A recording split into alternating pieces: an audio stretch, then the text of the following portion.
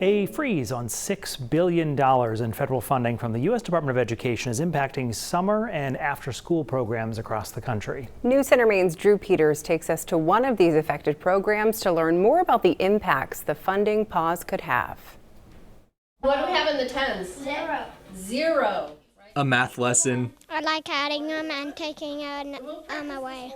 Some crystal making. Looks like it's gonna start growing. And a little basketball.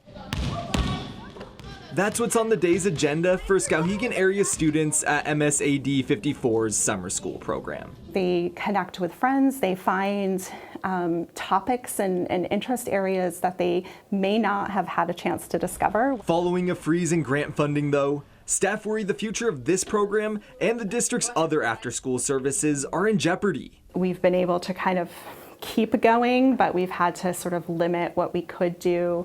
The district was awarded nearly $300,000 from the U.S. Department of Education that are now inaccessible. The Trump administration says the pause is meant to allow federal officials time to review the funding to make sure it aligns with the president's priorities. Everything that we need to run our program comes from that budget. Right, 25. Without those funds, district instructor Rita Collins fears her students will lose out on valuable learning opportunities. As we're practicing those skills, we can identify weaknesses or things that we need to build on, and then we can kind of curate and focus in on what the individual student needs. The more individualized focus gives kids like Jackson Powell a chance to grow their confidence in a subject they may be struggling with. But doing fun stuff and everything, having a teacher read with me, having a teacher do math, fun math, and everything like that kind of helps a lot.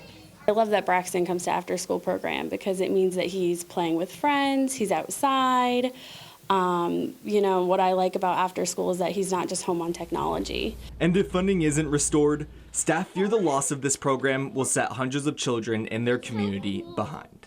It would be devastating to not be able to, have our kids have a safe, supported, supervised place to be. Reach instructors say they're pushing state lawmakers to help advocate to restore this federal funding. In Norridgewock, Drew Peters, News Center, Maine. MSAD 54 instructors say they have enough funding to keep their summer school program running until the end of the season, but finding the money for after-school programs next fall will be difficult.